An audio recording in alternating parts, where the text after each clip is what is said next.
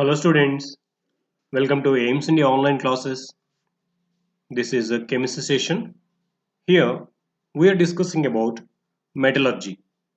Metallurgy means the process in which metals are extracted from their ores. In this session we are going to discuss about corrosion. How does it occur? What are the factors for causing this corrosion and how to prevent this corrosion? This is all we are going to see in this session. Generally, the rusting of iron, tarnishing of silver articles, and the development of a green coating on copper and bronze are some of the examples for corrosion. Let's find why does this corrosion occur? Means how these metals are getting this corrosion. What is the reason for this getting corrosion on the metal surfaces? Let us find this the simple activity. First, let us take three test tubes and place clean iron nails in each of them. Say 2 3 iron nails are kept in three test tubes. Now let us label these test tubes as A, B, C. Suppose this is the first one, let us call it as A, and it is B, and it is C. In this way, let us label these three test tubes to identify how this rusting is occurring. Okay, with the labels A, B, C. Now let us pour some water in the test tube A. So in which these iron nails are kept in the first test tube, let us pour some water along with the iron nails and let us cork it. Now in the second test tube, pour some boiled water. We know boiled distilled water does not contain any gases in it, isn't it? What happens when water is boiled? All the gases dissolved in the water will be distilled off. They will be evaporated off. Now, water contains no gases in it. That boiled water is poured into second test tube B, and then it is added around 1 ml of oil on this water. So what happens? This oil will not allow any gases to dissolve into this water because we know oil will be floating on the water. It acts like a blanket, it covers the water and won't allow any dissolution of gases into it. Now, so in the first test tube, we have taken iron nails with the water, and there is a presence of air also in this. So in this test tube, iron nails are in contact with both water and air.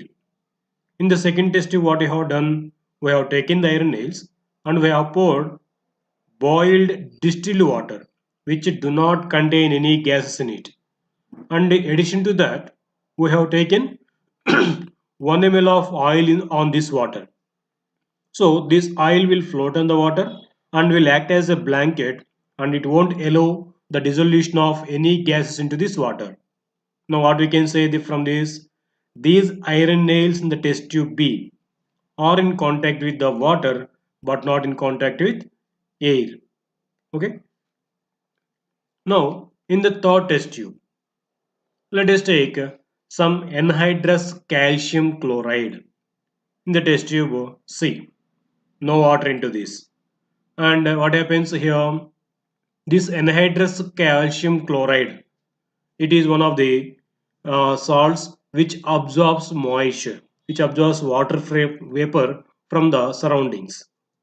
So as it is calcium chloride is kept in the test tube C, it absorbs the complete moisture present in this test tube, in this air. Now it remained with only dry air. Now we can say in third test tube C, iron nails are in contact with only air. Let us recollect once the points here. In the first test tube, iron nails are in contact with both water and air, isn't it?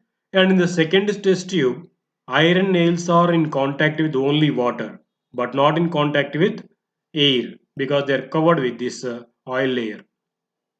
And in the test tube C, iron nails are in contact with only dry air. They don't have any contact with moisture or water because we did not take the water into this. and we have added some anhydrous calcium chloride, which completely absorbs the water vapor present in this air. Now air became dry. So these iron nails are in contact with only dry air. Now, after leaving these test tubes for few days, if you observe, we observe there the iron nails kept in the test tube A got rust, but they do not rust in the test tubes B and C. Only the iron nails kept in the test tube A are rusted, and the iron nails kept in test tubes B and C are not rusted. So in the test tube A, the air nails are exposed to both air and water. So in the test tube B, what happened? The air nails are exposed to only water but not air. And the air nails kept in the test tube C are exposed only to dry air but not to the water. So from this experiment or activity, we can conclude that rusting is happening because of air as well as moisture. So for rusting of iron articles or any metallic objects, these two are the essential factors needed, air and moisture. In the presence of oxygen or air and water only, these metallic objects will be corroded. Okay, that is concluded from this activity. So here in metallic corrosion, a metal is oxidized by the loss of electrons. We see chemically here, metals they will be oxidized by the loss of electrons generally to oxygen and results in the formation of oxides. So as electrons are gained by oxygen, that converts into oxides. The corrosion of iron occurs in the presence of water and air. The chemistry of corrosion is quite complex, but it may be considered essentially as an electrochemical phenomenon. Yes, here electron transfer is happening and it is an electrochemical phenomenon. During corrosion, at a particular spot on the surface of a metallic object or made of iron, oxidation takes place and that spot behaves as anode. Because there the metallic atoms they lose electrons and those will be taken by the oxygen and converts into oxide. So in that spot metallic object will act as an anode. See, suppose here the iron particles present in a spot on the metallic object will lose electrons and will be behaving as anode. So at the same time, these electrons released at the anodic spot move through the metal and go to the another spot on the metal and reduce oxygen at the spot in the presence of H plus ions. Okay, actually these H plus ions are believed to be available from carbonic acid formed due to the dissolution of carbon dioxide from air into the water or moisture at that condition. Even these hydrogen ions in the water may also be available due to the dissolution of other acidic oxides from the atmosphere. Anyhow, here these electrons released at the anodic spot will move to the another places on the metal surface and they reduce oxygen at that spot in the presence of H plus ions. Now this spot behave as cathode. So with this reaction, see what is happening here. Those electrons will reduce the oxygen in the presence of H plus ions. So this spot will behave as a cathode. So generally we can say the overall reaction will be like this. Iron and oxygen in the presence of moisture. First iron will be converted into iron plus 2 ions, ferrous ions. These ferrous ions are further oxidized by the atmospheric oxygen to form ferric ions, Fe plus 3 ions, which come out as rust in the form of hydrated ferric oxide. So rust is chemically known as hydrated ferric oxide. Chemically, we can write its formula as Fe2O3xH2O. Here X represents the number of water molecules. It may vary from condition to condition. And with further production of hydrogen ions. Okay, in this way, rust is formed on the metallic objects with the help of oxygen and moisture. But this rust is not good for those metallic objects that may damage those iron particles. So, how to prevent this corrosion? Prevention of corrosion is of prime importance. It not only saves money but also helps in preventing accidents such as a bridge collapse or a failure of a key component due to corrosion. So, it must be controlled or prevented. One of the simplest methods of preventing corrosion is to prevent the surface of the metallic object to come in contact with atmosphere so that the metallic object won't come in contact with oxygen and moisture present in the atmospheric air so that corrosion can be prevented. This can be done by covering the surface of the metal with a paint or with some chemicals like bisphenol.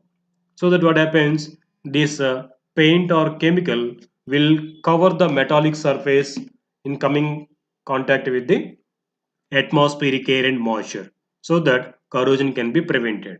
This is one method. Another simple method is to cover the surface by another metal like tin, zinc, chromium. These metals are used generally to cover these metals like iron to control the corrosion of those that are inert or react themselves with the atmosphere to save the object.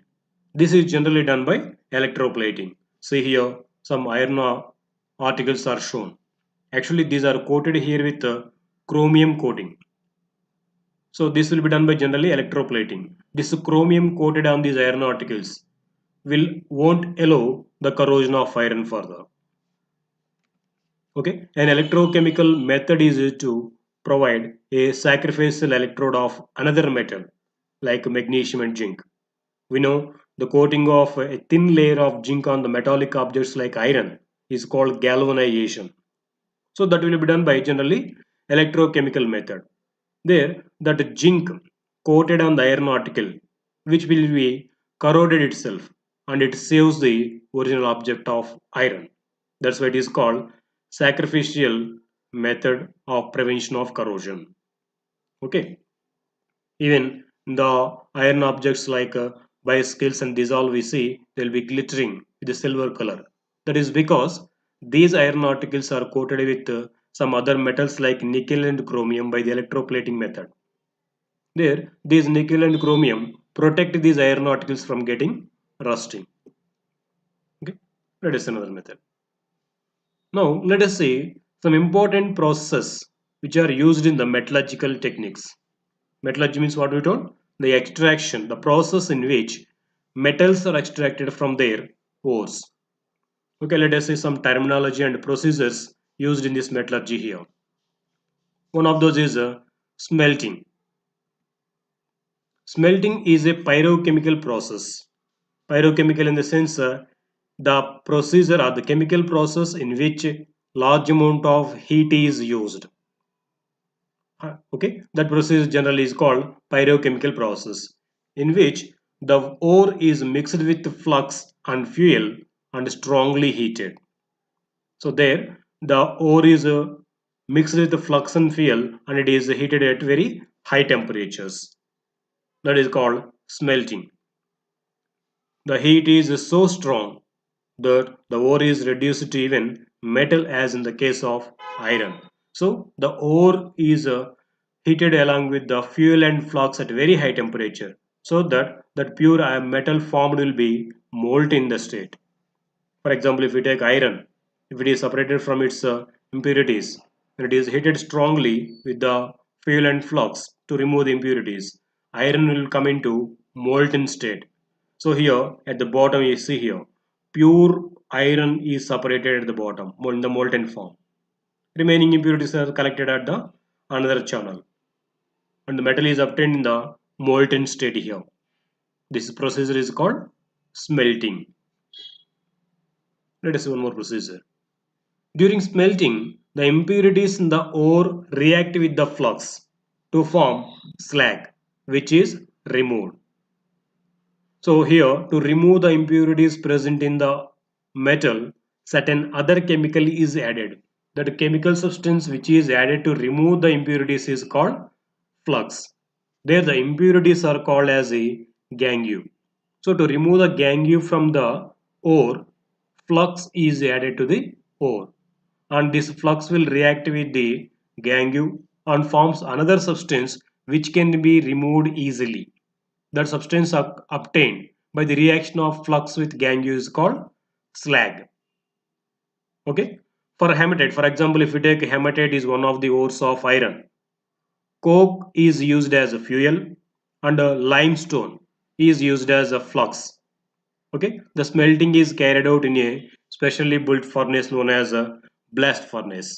So in this hematite is mixed with coke and limestone. Here, coke is used as fuel to produce a large amount of heat energy, and limestone is used as a flux, which combines chemically with the impurities called gangue present in that, and it will be removed as a slag. Okay, pure metal in the molten state is collected at the bottom of this furnace. This process is called smelting.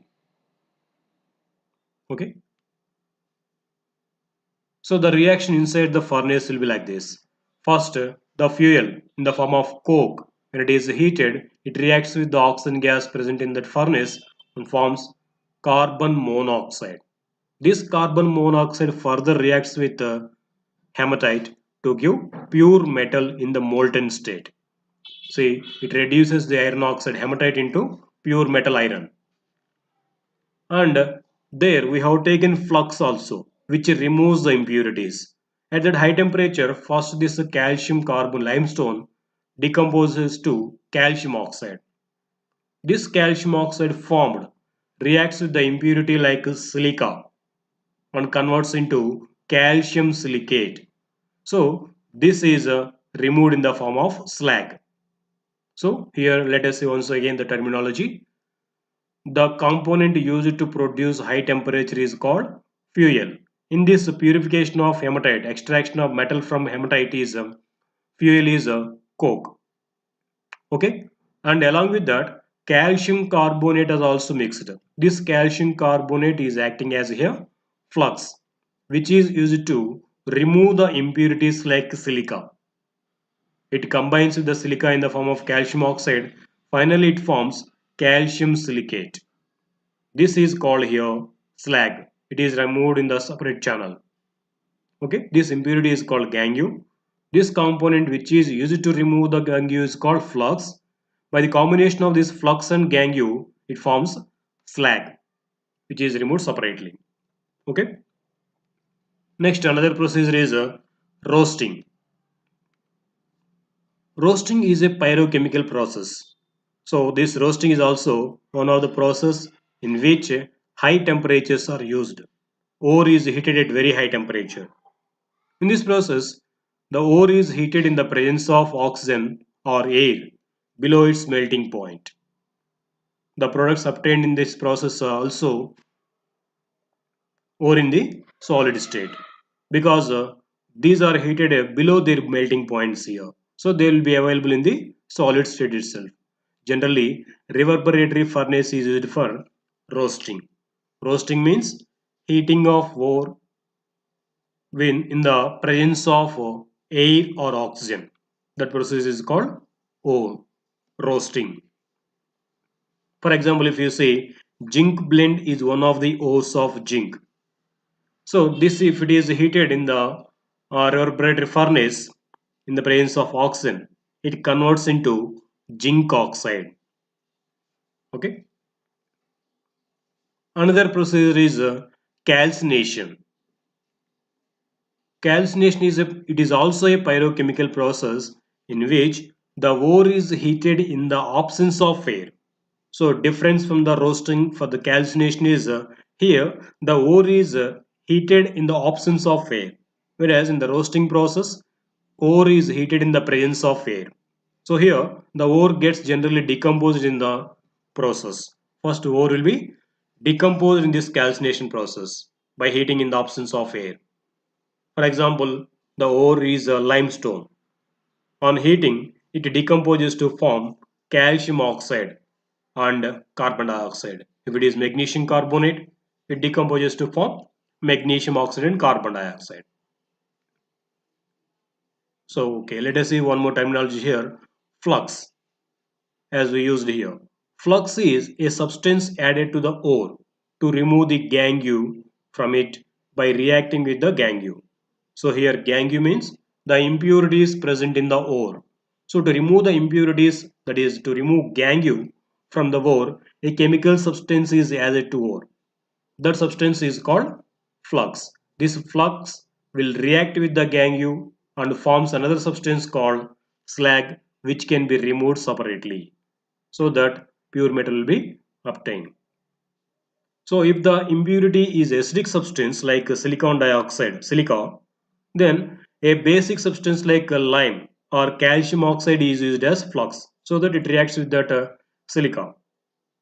And if the impurity is basic in nature like iron oxide, then acidic flux like silica is added to the gangue so that will react with that and forms slag. So the reactions will be like this. So if the impurity is silica, which is acidic in nature, to that basic substance calcium oxide is added as flux. So those two will react with each other and form calcium silicate as slag. If the gangue is a basic substance like iron oxide, then silicon dioxide is added as flux. It reacts with the iron oxide and forms iron silicate. So which is known as a slag here. These will be removed from the ore.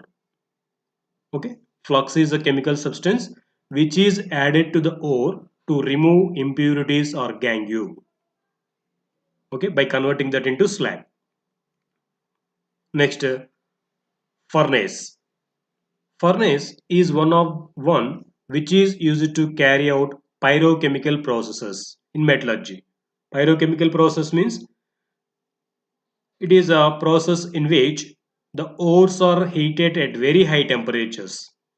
So for that, a furnace container is used. That container is called furnace.